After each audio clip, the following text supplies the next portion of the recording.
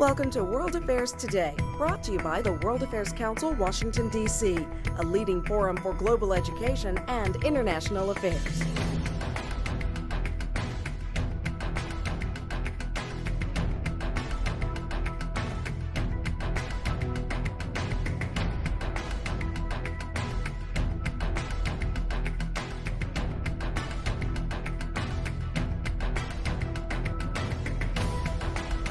Good evening and welcome to the World Affairs Council Author Series event with Nada Prouty. I'm Heidi Shoup, President of the World Affairs Council, Washington, D.C., and it's my pleasure on behalf of the board and members to welcome you all here this evening. Our guest is Nada Nadim Prouty, a former FBI and CIA agent and author of a book that I am sure she wishes she never had to write, Uncompromised, The Rise, Fall, and Redemption of an Arab-American Patriot in the CIA. Ms. Prouty is a native of Lebanon who came to the U.S. in 1989 to escape the vicious civil war there and a father who savagely beat her. In what 60 Minutes' Scott Pelley called a fateful shortcut to citizenship, she engaged in a sham marriage in order to stay here. Prouty followed the script of an American dream through college and into the FBI, where she fought the terrorists who had helped tear Lebanon apart. There and later at the CIA, she won accolades for her daring and relentless work. But then her fateful mistake caught up to her. Investigators discovered not only that she was an illegal alien, but that she had accessed FBI computers in search of information on a distant relative suspected of ties to Hezbollah, the Iran-backed Lebanese militia and political party that had been named a terrorist organization by the United States. Spurred on by zealous prosecutors, her arrest spawned numerous stories about a Hezbollah spy who had wormed her way into the bowels of the FBI and CIA, and the New York Times actually referred to her as Jihad Jane at one point. I will let her tell you the story, but I will say that the CIA specifically cleared her in a letter to the court of all wrongdoing. In fact, she had received a long list of accolades and supporting references from her colleagues at the FBI and CIA for her work, often very dangerous work, with those agencies in Baghdad and in Yemen while investigating the bombing of the USS Cole and many other hot spots around the world. In 1999, she was nominated as Female FBI Agent of the Year. Hers is a sobering story, not just for Arab Americans or hyphenated Americans in general, but should be for all Americans as we enter this second decade of the post-9/11 world. Please welcome Nada Prouty.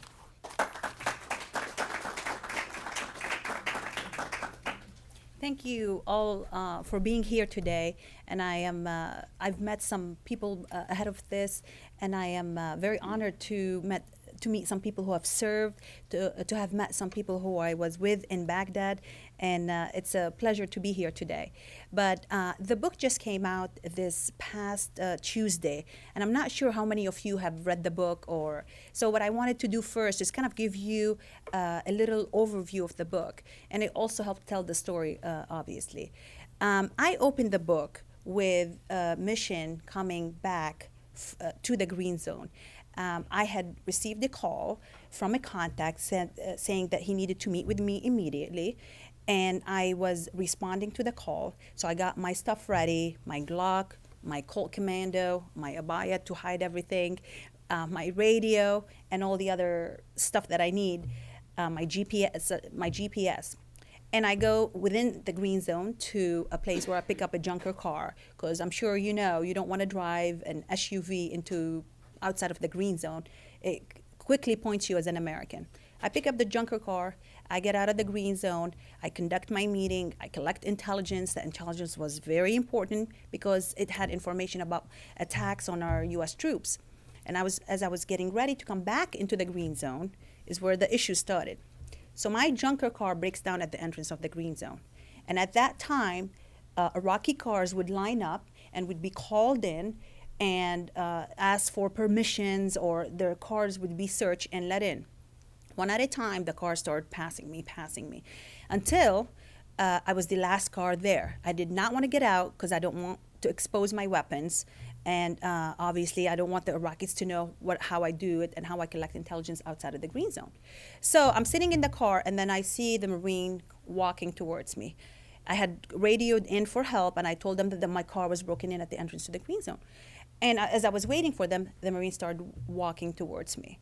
And here's when I started thinking, to him, this looked like playtime. To him, this looked like a vehicle that had explosive, and that I was going to blow it up. So I started saying to myself, okay, grab your badge. I had my badge tucked in under my bulletproof vest and the baby, because I was pregnant. And I said, grab your badge and show him the badge. And as I was fumbling inside, I was trying to remove my abaya. As I was fumbling inside, he took his weapon and pointed right at me, and the finger was not on the trigger. He moved it right onto the trigger, and he put it right at me. I said, get out of the car right now. Again, I was screaming, I'm American, I'm American. I do have a little bit of an accent, so I don't know if he 100% believed me or not. And he started squeezing the trigger, and I kept saying, okay, hands up, hands up. And I said, my badge is tucked in right here. Can I get my badge? And I slowly get the badge. He's sweating, I'm drenched in sweat. And I show him the badge. And he's breathing, and I'm breathing, and he let me into the Green Zone. So these are some of the stories that I describe in the book as my work with the CIA. There are many other stories that I was shot at 3 times, and again, I was pregnant, and people were shocked about why would I stay in Baghdad while pregnant, and to do the work that I was doing. And I people have asked me that question. And I initially went to Baghdad because, like many of you here, had heard the Colin Powell in the UN speech saying that the Iraqi regime has connections to Al-Qaeda, and there's weapons of mass destruction. So between these two things, I wanted to make the country safe for everyone and for my future children. So I went there. But the mission changed completely when I got there. The mission changed because we didn't find WMD, and we could not find a strong relationship between Saddam's regime and AQ. So, but the change of the mission became collecting intelligence to prevent attacks against our U.S. troops, men and women in the military. So I couldn't leave. I couldn't just walk away. I mean, I'd see these, and to me, they were kids waiting, standing outside in 120 degrees. I didn't feel that I could, in good conscience, just walk away and leave. And so I stayed there, and there were many instances and many missions and many operations that I talk about. And one of my favorite is not in the book, but I'll share with you today. It was, I was meeting with members from SEAL Team 6 because we were getting ready to go do an operation. So I was meeting with them inside the Green Zone. So I had taken my Humvee, and I have all my stuff, and we were going to meet and then go to a second location. So I show up, and I park the car, and they're all lined up waiting on me, and I get my stuff out. I get this thing, I get that thing, and then I turn around, and they see my big belly. And you could have seen about 15 men going like this. And but it was, I was shocked because they just treated me like anybody else. They didn't give me any preferential treatment. I certainly did not want to be treated differently because I was pregnant. So we conducted that mission that day, and it was successful. But there are a lot of stories, like I said in the book, about my time in Baghdad and in the CIA. But I'm going to rewind you now to where I was born. I was born in Lebanon, and the country that's torn by civil war, as you were mentioning earlier. And I was born to an abusive father. I think many of you know the cultural differences. Men are treated differently, or boys are treated differently than girls. So in my family, it was a little bit on the extreme side. For example, my brother ate certain kind of food, and the girls ate a different kind of food. My brother wore a certain kind of clothing, and we wore secondhand clothing. But as a child, you don't know the difference. And as a child who grew up in war, I didn't know any different than, I didn't know that there's peace out there.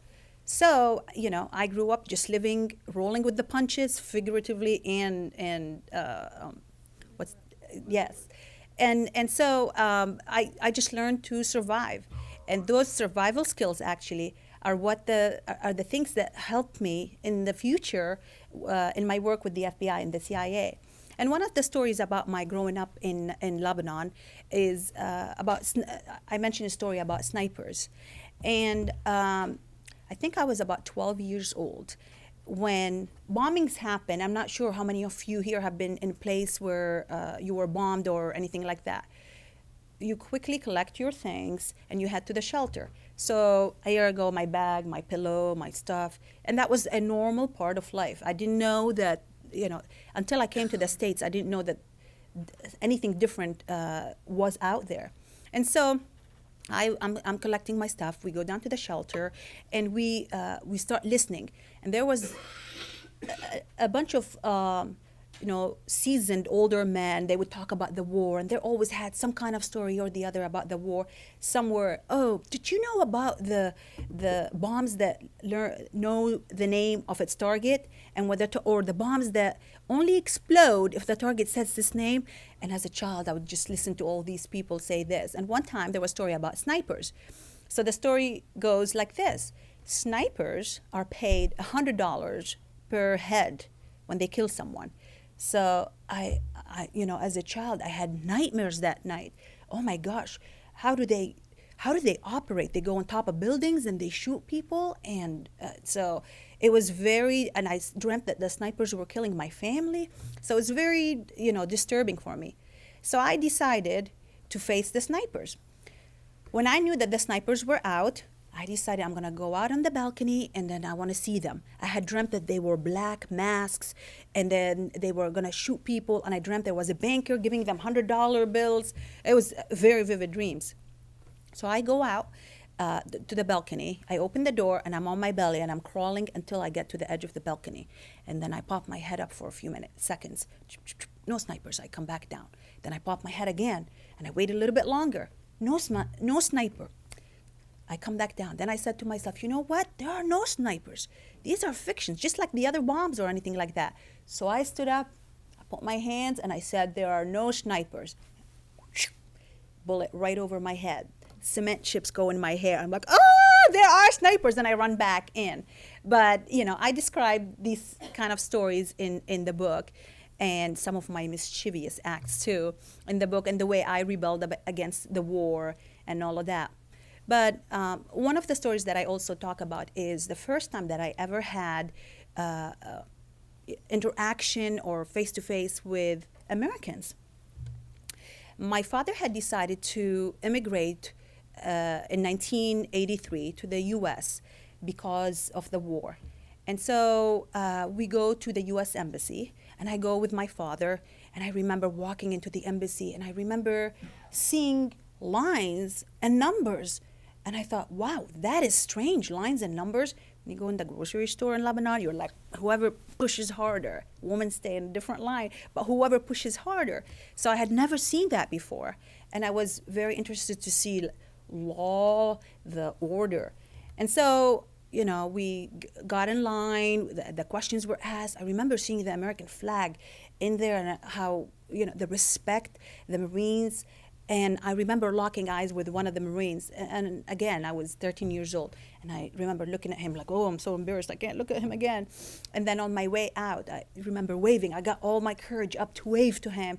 And I left. But unfortunately, a few months after that, the bombing of the U.S. Embassy in Beirut happened. And I was so disturbed. I'm like, oh, did that person die? Did they have a family? Is the family going to be affected? And you don't know the impact on children and how much children actually worry until, you reflect back on these moments, or until I, see my children now and the things that they worry about. But, having been in Lebanon, I go to the American University of Beirut, but the last round of bombing, the university closed. And my father wanted to marry me off. As long as I was in college, he was fine with it. But my father wanted to marry me off to a gentleman that was much older and had money. So I didn't want to go through an arranged marriage. I applied for a student to come to the U.S. and study here. And I was accepted, so I came to the U.S. without the support of my parents. And that was in 1989. And it didn't take long to I lived a lot.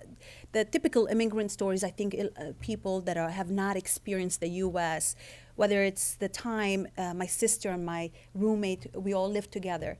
So I have stories about the time when we all went to shop for a car because we were told Americans would not accept Arabs in public transportation. So, okay, I can't get on the bus.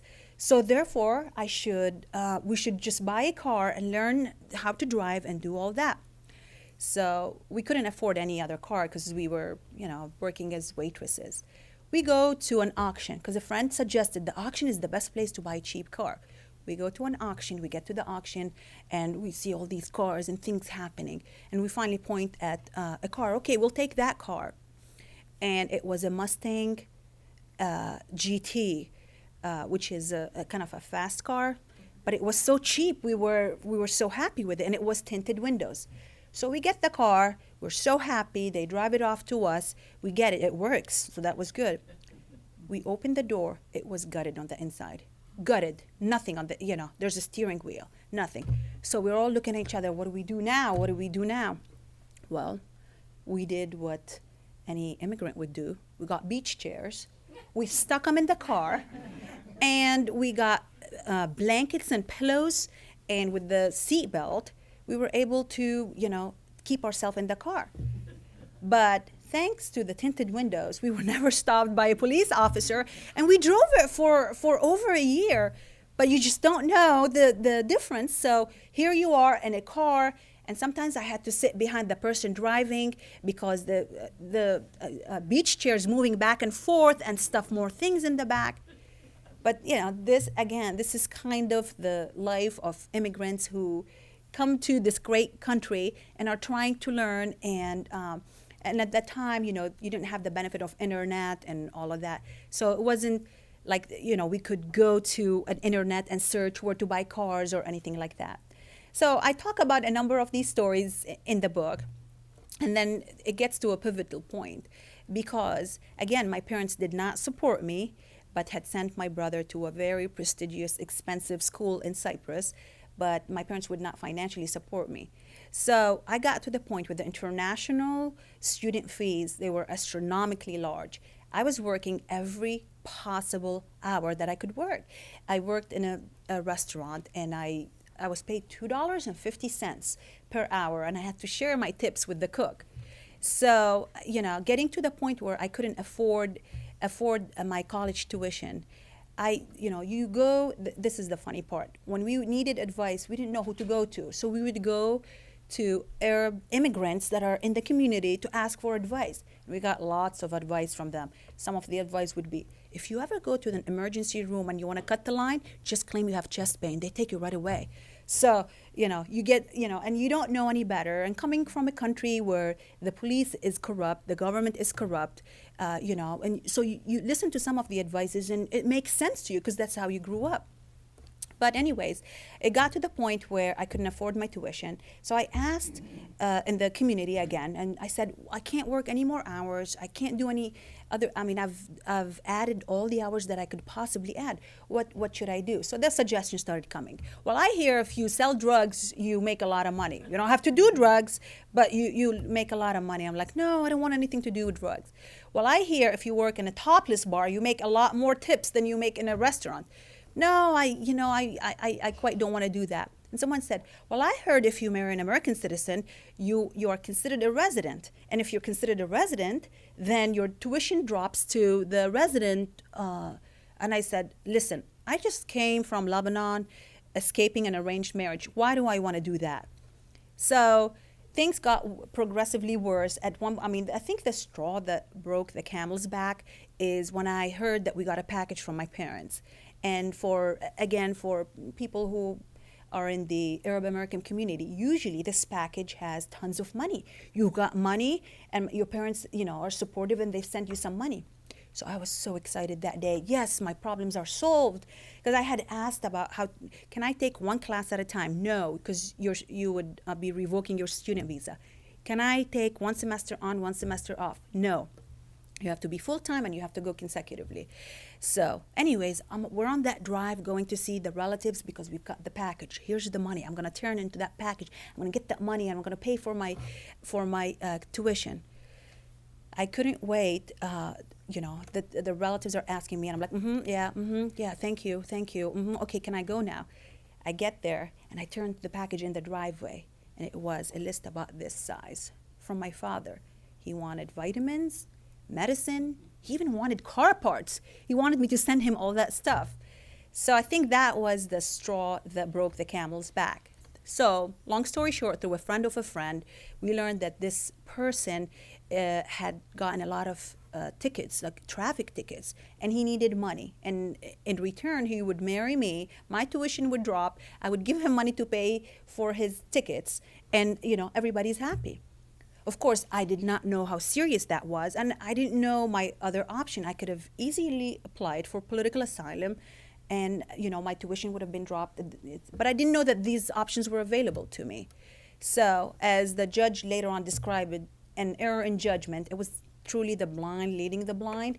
I engaged in the sham marriage. My tuition drops, and 5 years later, I divorce, and we just move on into our different ways. But in that time, something had changed within me. I had fallen in love with the country. And it's hard to explain to people, how do you fall in love with a country? It's hard to explain to people who haven't experienced corrupt governments and who have not had this patriotic feeling about their country. It's hard to explain to them, how do you fall in love with a country? This is the first time where I was free to express my opinion. I was free to wear whatever I wanted. I was free to like something or not like something. I mean, we have freedom, we have democracy, we have all of that. So I was, completely in love with the States. And I wanted to give back to the country that took me in.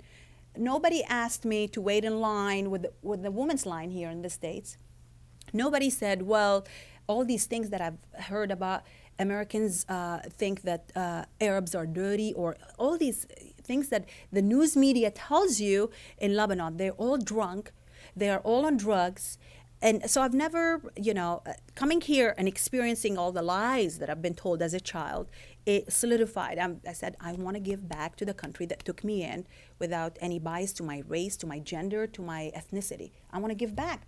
A lot of people come here and, take. But I felt it was my turn to give. So I applied to the FBI. I listed the sham marriage on the first page of my FBI application. And there was not a box where it says, is this marriage sham or not? So I didn't check that box. But I decided to, I told my husband at the time, how should I address this? What should I do? And he said, why don't you call them and ask them, I want to talk about this and explain it. For people who are not familiar with the background investigation, neither the FBI nor the CIA are looking for nuns or priests. They're looking for normal human beings. To give you an example, at the time that I applied to the FBI, you could have smoked marijuana 15 times or less and still be accepted.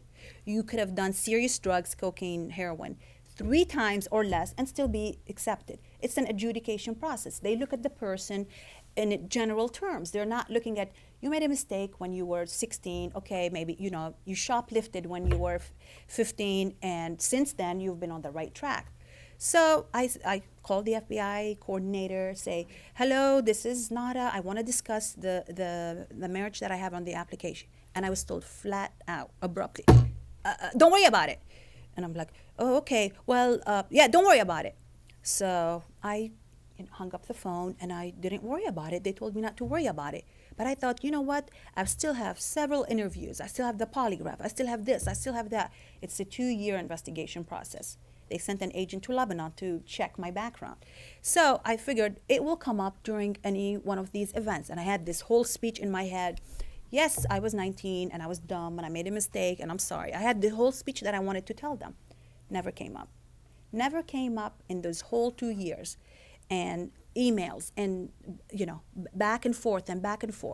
So I asked, why did they not bring it up? And I was told, they looked at it. For sure they're going to interview your former spouse. They adjudicated it. They looked at it. You made a mistake, and they're going to take you in. In fact, when I later joined the FBI, I know that one of the interviews, personal interviews that you do not miss, having done background investigations myself, is the interview of a former spouse, because the former spouse we used to say, this is where you get all the goodies. So the FBI did not personally interview the former spouse. So I thought that, I've listed it, I've told them about it, I joined the FBI. And my career, given my accounting background and my CPA background, I thought I was going to go work white-collar crime, and I'm ready with my books and accounting, and I'm ready for it. But I was assigned to an international terrorism squad that investigates crimes against U.S. interests and U.S. Citizens overseas. Immediately after, I get 2 months later, I was sent to Atlanta to interview Hani Sayer, the person who's indicted for his role in the Khobar Tower bombing. And then right after that, I was assigned the 1998 kidnapping of U.S. citizens and British citizens in Yemen. And then after that, I was assigned the Safarini kidnapping. And that Safarini, I discussed that case in the book in details. We basically, the Pakistani government were getting ready to release someone. And I don't know if some of you remember the footage of our American getting shot and his body dumped off of the plane.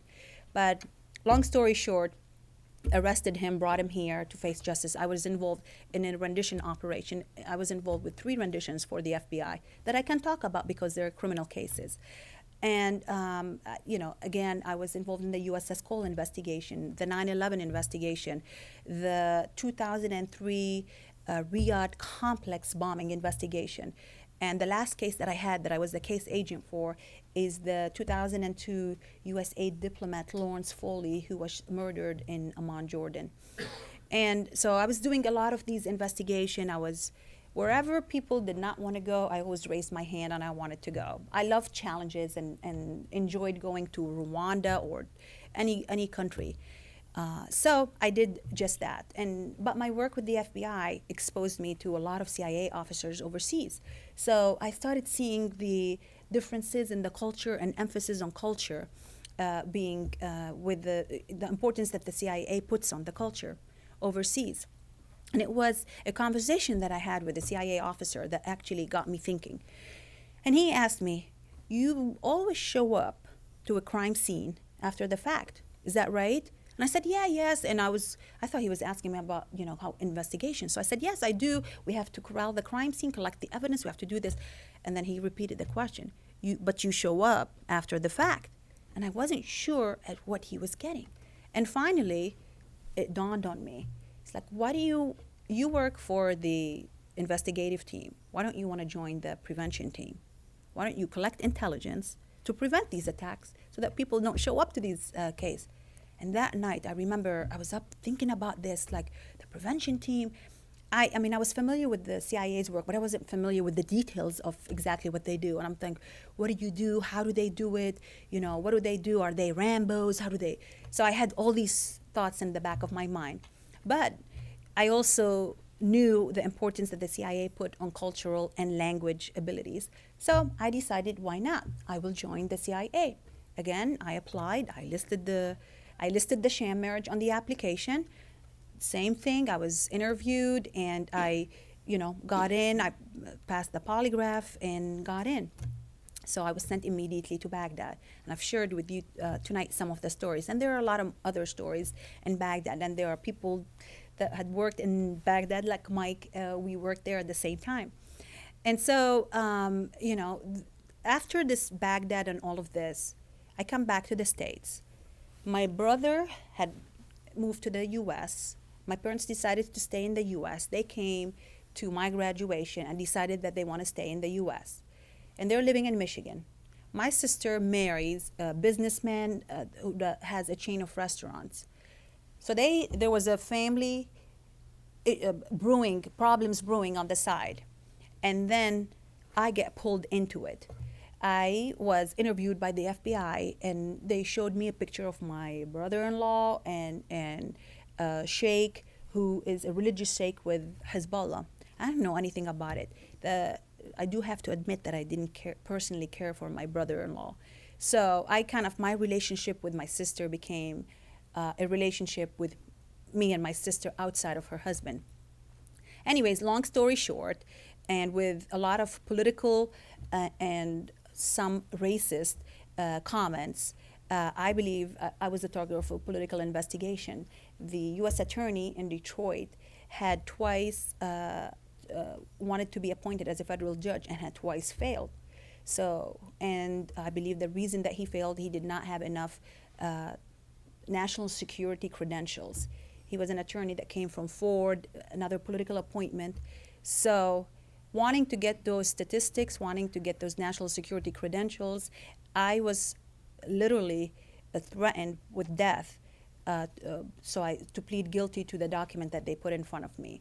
To give you an example, 2 years of investigation drain your financial resources. So people know how much government workers are. We're not rich people. And then the threats started coming. They devised a scheme because the statute of limitation on the sham marriage 20 years ago had long expired. So they devised a scheme, and they used every single time that I've used my U.S. passport to travel overseas on the government's behalf was a felony, because I am using a fraudulent passport. And they counted how many times I have traveled. Now, yes, people are looking at me like, what? Yes, every single time when I traveled overseas, where I was shot at, where I was in danger, they would charge me with a felony. So that was the beginning of the thing. And I kept telling the attorneys, no, this is not wrong. We have to fight. It can't be. They went after my sisters. They went after my friends. The typical harassment package. We got it all. And then finally, because the timeline was getting short and the political appointment needed to happen in such a short time, finally the true threat came out. And I was told that because you obtained your original citizenship fraudulently, we are going to deport you to Lebanon, and we're going to tell the Lebanese government that you worked for the FBI and the CIA. For anyone slightly familiar, that's equivalent to a death threat. So I took the plea deal, and I said I pled guilty to the sham marriage that I had disclosed and informed them about. And I also pled guilty to the computer access charge that did not happen, which is the thing that I was later exonerated of. And you should have seen the day of the sentencing. The judge was very irate. I'll never forget his words.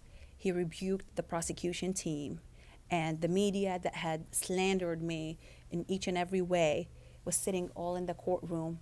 And he had the letters from CIA officers, from FBI agents. He had my PAR. He had the exoneration letter from the CIA. And he said, before you print anything about Nada Prouty, and he threw all of that stuff in the air.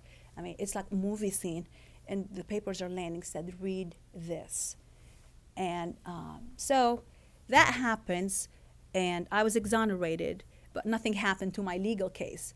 I was a stateless person because I had denounced my Lebanese citizenship. So I was stateless. I was an American, because part of the plea deal is I lost my U.S. citizenship. So I wasn't American.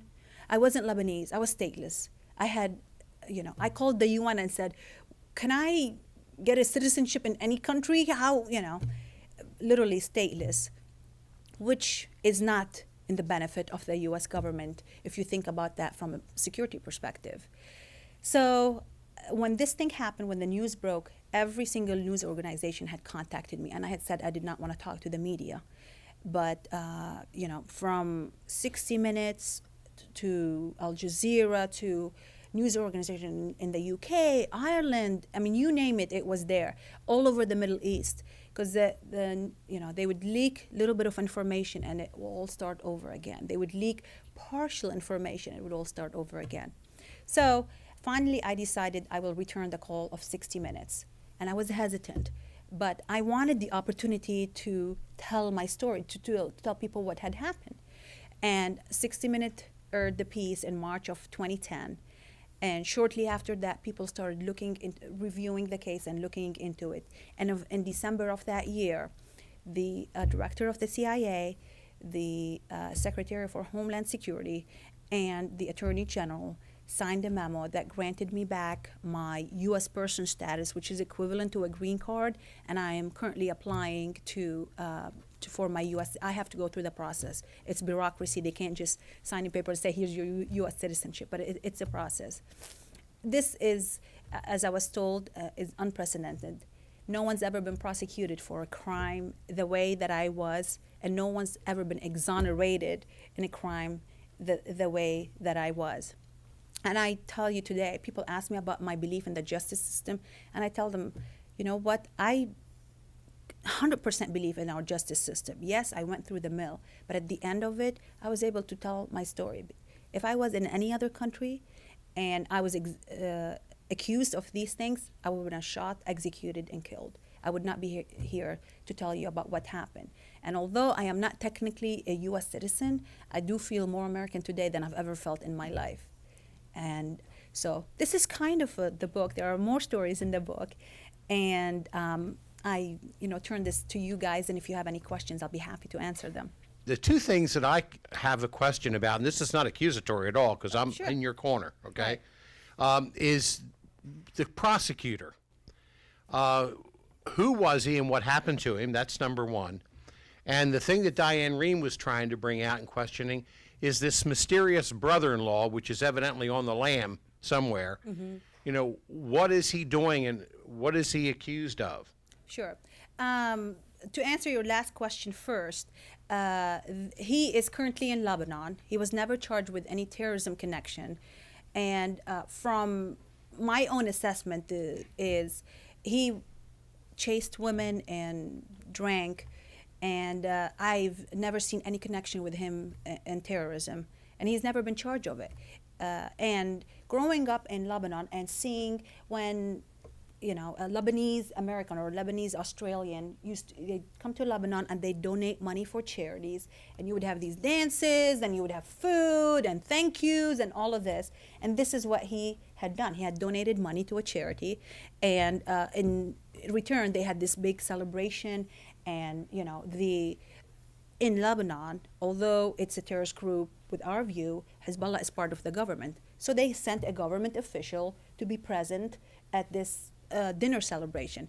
I personally, from an intelligence officer's perspective, if this thing where he donated money was not televised and pictures and made so publicly, I would be more worried if he had donated money in private, not televised. I wouldn't be worried when you are proudly displaying the pictures. He had the pictures in his office for everyone to see. So that answers the question about the brother-in-law. And you did ask a second question. I can't remember what that was. The prosecutor.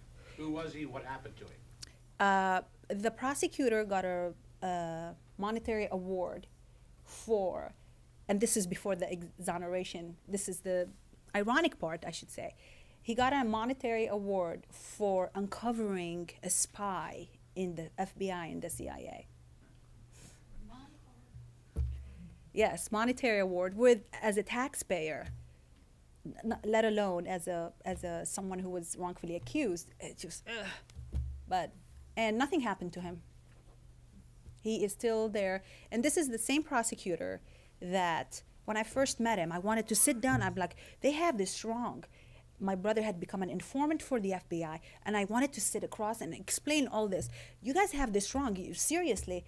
And I wanted, to do that, but he told me, aren't all the Shia, aren't you guys all terrorists and supporters of Hezbollah?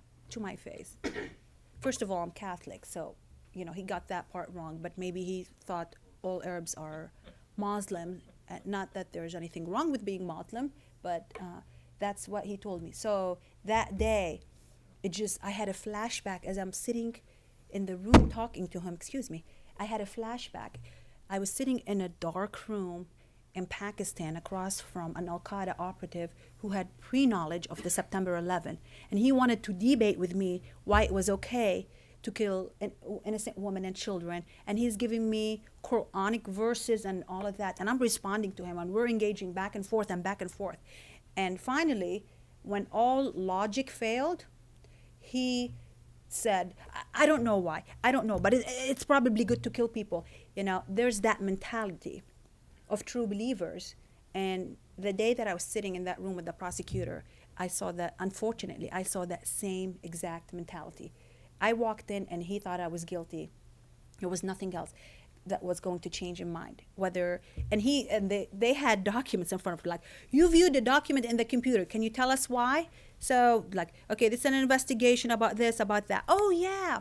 My squad, the International Terrorism Squad, sat right next to the Hezbollah squad. So people would walk over to my desk. Hey, Nada, pull this up. Can you see this? Yes, what does that mean? You know, an organization or a foundation or something. So I would tell them, I didn't keep tabs of how many people I helped. I mean, I helped everybody. I was one of two agents, later we had a third one that spoke Arabic, two who could read it. And so I was in high demand, and I didn't keep tabs of all the people who came and asked me questions. So I started answering all his questions. I have a good memory, but I don't have photographic memory. And then the last document is like, well, this is about an investigation.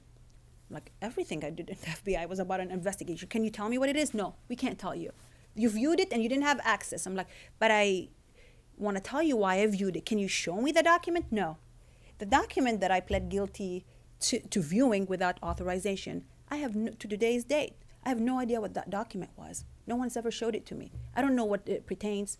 I don't know anything about it. So, and I said that in my statement to the judge. I said, I guess I viewed a document, and I guess I didn't have, but I don't know what document they're talking about. It's like pleading guilty to, I've killed someone, but I don't know who it is, but I'm sure I killed him. This is, I don't know, maybe this is a question about human nature, but so explain this to me. And again, this is not intended to be accusatory in any way, please. But yeah. Shoot, not So you're a that. tough gal, right? Yes. So you're running around Baghdad, you're doing your thing, you've got other stuff that's going on, you're going to crime scenes, you're a tough gal. And then when you get they try to nail you down for this sham marriage, and that's, in some respects it makes me want to say, like if you wanted to get some gal in trouble, this wouldn't be the right one, right? You're tough enough to, guess where she's been. But somehow you didn't make it through that. You ended up, confessing or whatever you want to say, right? So just explain to me the mindset, the rationale, how did you rationalize that when you had done all of these other things that were a risk to you? Yes, as far as the sham marriage, when the first time I ever heard them discuss the sham marriage was in a meeting, again, with the attorneys. We uncovered a sham marriage 20 years ago, and I was shocked. I'm like, uncovered? I told you about it. What do you mean uncovered? And so and then the other part that is very interesting, when I FOIA'd my records, the FBI lost portions of my personnel file. So that sham marriage, I did not have any problems with it because I had put it on the first page of my FBI application, and I've made phone calls. So I did not have any problem to that. But sometimes when you make a decision, you make decisions not based on yourself. You make a decision based on your family, on your daughters, and on others. So when I made the decision to take the plea deal, and it was obviously the life or death, I wanted to fight them, and I said, let them deport me. I'll come back. I will talk. I will do anything in my power to get the truth out there. But the question is, I can't do it from a grave. So I had to lose the battle to win the war. I had a lot of guilty feelings. From the human angle you're talking about, I had a lot of guilty feelings. I had put my child's life, she was in my belly when we got shot at. I had put her life in danger multiple times for over a year. And the stress of this investigation and the accusation, and we would get to a point, oh, okay, well, we're sorry, we don't do anything. Then 2 months later, you would hear all over again. It's the investigation started again. And my husband is also works for State Department, so the pressures were on him too. So they were gonna go. I had basically to make a choice, destroy everybody that I knew, friends, family. When the FBI knocks at your door and asks you questions, you start, wondering, it's all because of me. I had to make that decision. But I knew that if I, had to lose that battle, there was a chance. I had to take that chance that I could tell my story in the future. And I knew that if people, cooler minds, would look at my case and re-examine it, that the truth will come out. That's what happened. Could you speak a bit more about the perception that Americans have in the eyes of just regular people, especially in the Middle East, and how that's changed over the time that you spent there?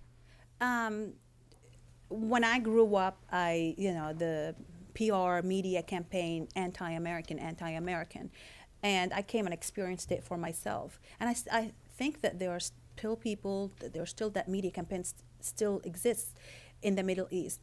And you do need the cultural understanding on top of the language.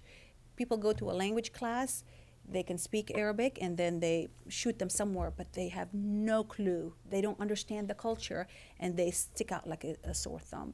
So I've always talked to people that you have to understand the culture and get there before you get there, before you're part of an investigation, before you're part of anything. I can't tell you how many times I've been involved in an investigation. We briefly talked about this earlier. I've been involved in an investigation overseas where we'd show up and do things, and there are two people on the opposite side, and I had to actually stop them. In fact, I remember arriving at the USS Cole, and we just arrived. The plane just landed. They dropped us at the dock, and we're going to get from the dock to the USS Cole, start interviewing all the witnesses. And I remember getting out of the car, and I saw the Yemeni troops pointing their weapons at the Marines. The Marines have their weapons pointed, and they're screaming at each other, Arabic, English, wah, wah, wah. So I jumped in right in the middle, because it was like ready. They were ready to go at each other. I jumped in the middle. I'm like, what's going on? What's going on? So I look at the Yemeni. He tells me, President Saleh ordered us to come here and protect the Marines. So I said, okay, what's going on? It's like, they showed up, they put their jeeps here, they're pointing their weapons at us. And I said, okay, so they just told me that they're here to protect you. So the Marine said, then ask them why, explicit word, are they pointing their weapons at us? So I turned around and I said, why are you pointing their weapons at them? Oh, okay, we'll just turn it the other way. This is some of the cultural language barriers, but cultural misunderstanding. I remember another example at the 2003 complex bombing in Riyadh. 3 buildings were bombed. Al-Qaeda was behind it. And I remember because I spoke Arabic, I had most of the interviews because the witnesses were not, they didn't speak English. So I get to that interview, and we had the main witness, the person who saw everything. His friend's head was blown off by the terrorists who pulled in. They took over. They pressed the button to let the car in. They walked into this complex, and the SANG, the SANG. And this was a very important interview. I was going to get details in that interview.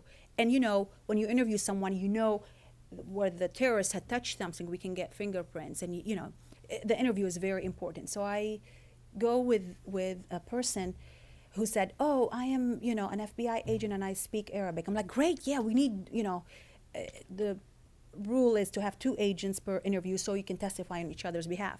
So I go there, and this Saudi man who was about this tall walked in and, sat down and with us. And he's nervous and he wasn't sure. And we start the interview. He sat on the ground. I sat on the floor right there with him. He was comfortable doing it this way. And I am actually asking him for information. So I was going to follow whatever he wanted. So here I am sitting down right next to him, and he's giving me the information. And the other agent is sitting with his shoe facing this guy's, yes. I mean, you're shaking your head. You know that that's a no-no. You don't put your shoe in someone's face. It's a big insult. So this guy's looking at him, and he's looking at me, and he's looking at him, and he's looking at me, and I'm, trying to engage him. And I'm also waiting for him to chime in on the interview. I'd look at him and give him a chance to chime in. I'm writing notes. I'm writing it as fast as translating, speaking in Arabic, translating it to English and writing it in English as fast as I could. And the agent just didn't say a word. I'm like, am I missing something? So I go with this witness. He takes me out. He showed me where he hid, because he had told me a story, and I wanted to make sure that the story matches from the angle where he was hiding. He could see the description of the people and all that stuff that he had talked about. So I go with him. I'm laying on the floor with him. I walk with him. It's like 120 degrees. Walking all around. We walked all over. Where'd your friend get shot? He was telling me. I asked my friend if I should shoot at the perpetrators, and he didn't answer me, so I didn't shoot. Yeah, because his friend was dead. So he tells me this whole story, and then I come back. I go back in the room and I ask him, what happened? You weren't part of the interview. You were sitting. What's going on? And he told me, I don't understand Saudi dialect. And for anyone who knows Arabic, that's the formal Arabic. That's the only Arabic that they teach. They don't teach different dialects. That's what they speak. So it was very surprising for me. And it turned out, when I later engaged him in conversation, that he spoke about 5 sentences he can probably order in a restaurant. So let alone the language, but the culture barrier. And for someone who come in and his intentions was to help us, the Americans, and to be disrespected in a way, and he's giving us the information. He took this whole day. His friend had just died. He's very upset to do this. So sometimes the culture, not sometimes, all the time, if you understand the culture of wherever it is that you're going, whether it's an Asian culture or it's the Arab culture, whichever culture, it makes a big difference in the investigation. When I was growing up, all they talked about was the war, but they didn't talk about, who are the people over there? Sure. I was born to Druze parents, and basically in the Druze religion, they call it receive the religion. They don't talk to you about the religion until you're at the wise age of 40. So my mom was 13 when she got engaged and married off to my dad, who's 20 years older than her, and had all 4 of us kids by the age of 20. So she had not received the Druze religion. And then I went to an evangelical school in Lebanon, and I embraced Christianity at the time. But my husband is Catholic, and so I had converted to Catholicism. But in Lebanon, you have the Druze, which is a minority, the smallest minority, and you have Christians, and you have Muslims. So you have, the various religious groups. You paint a depressing picture of U.S. capabilities in terms of understanding the culture, understanding language. You said there were 2, sometimes 3 if you were lucky, in terms of just understanding. That seems so basic. What can be done to improve that, and will it be improved? This was my experience with the FBI, and as I said, when I joined the CIA, it was a completely different experience. There are a lot of language officers. There are a lot of people who, when they learn the language, they're sent overseas to live overseas. So they don't only embrace the language, they embrace the culture. And I've seen that makes a huge difference. And I've worked with these officers. We have those capabilities. I don't think that the FBI has caught on to the importance of languages and importance of culture yet. And one of the things that actually really surprised me was a senior FBI agent was testifying, and and I don't want to quote him because I don't remember the exact words, but he said, listen, an investigation is an investigation, whether it's in Riyadh or whether it's in Oklahoma City. It's a criminal case and it's an investigation. And that day I'm like, whoa, seriously? Can have this. First of all, I don't know if he's ever traveled overseas, maybe to London or to Paris or something like that. But an investigation is not an investigation. A bombing happens, you get to the crime scene, and you corral the crime scene. Then you go collect the evidence. If you don't collect the evidence in the proper way, according to our standards, you can't enter it into court of law. You can lose the case. Then you transport the evidence. There's a chain of custody. So I'm going in my head saying, like, how could an investigation in one place be the same as in another? And I honestly think he believed that was it. But so you do have some, we call them dinosaurs, and they still have that mentality, and they haven't caught up to the facts on the ground. And I really wish that they did. I did have the honor to work with John O'Neill, and I tell you, he understood it perfectly. He understood the threats. He understood the need for languages. And the last picture I have of him is sitting with the Yemeni drinking a cup of tea and chatting all night long, building those relationships, the important relationships that help give us access to crime scenes and to documents. So hopefully they will get there. When James Angleton was head of counterintelligence in CIA, there were a lot of people whose careers were upended because of false accusations. From your perspective, was the CIA's due process for you, was it handled correctly? If not, how should it have been handled so as to avoid the kinds of things that did happen to you? Yes, another good question. When I later, of course, I learned all this stuff later. I later learned that the FBI came to the CIA and said, you have a spy, and we have evidence, and we have proof, and it's all part of a court case. We can't share it with you. They believed them. It's as plain and simple as that. They believed them. Why would they tell them something or talk about something that does not exist? And I know a lot of people were upset and felt that they were fooled by these promises.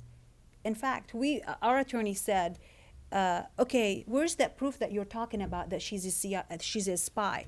Can you show us the proof? We don't want to sign a plea deal. We want to see the proof before we sign the plea deal. And then they backed away, like, no, just sign the plea deal. We don't want to show you the proof. So they believed them. Was their due process?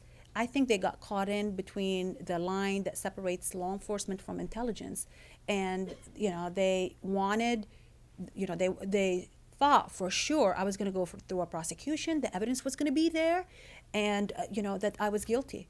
But later on, as anybody can tell you, when I worked for the FBI, when there's a hint, a smell of espionage, the one thing in a plea deal that you put that you never take out is a debrief interview. So you would debrief the person because it's the responsibility of agents to learn what operations have been compromised, what assets have been compromised. We're talking about the lives of people here. So, or operations that cost billions of dollars that are in play, and has she compromised that operation? The FBI did not want to do a debrief. So the CIA jumped in and said, we will do the debrief. And I could not wait to get in front of someone to talk about this. And so that was the debrief. It was 2 weeks, every day, and multiple polygraphs. And the only, I'm sure it was all taped, and I'm sure they couldn't express a lot of their opinions, but I'd see the heads shaking, and then I'd see people going like that. Was I given due process? Probably not, but I've moved on. Thank you so much for all of you to come in tonight. Thank you so much. Thank you for joining us for World Affairs Today, a production of the World Affairs Council, Washington, D.C.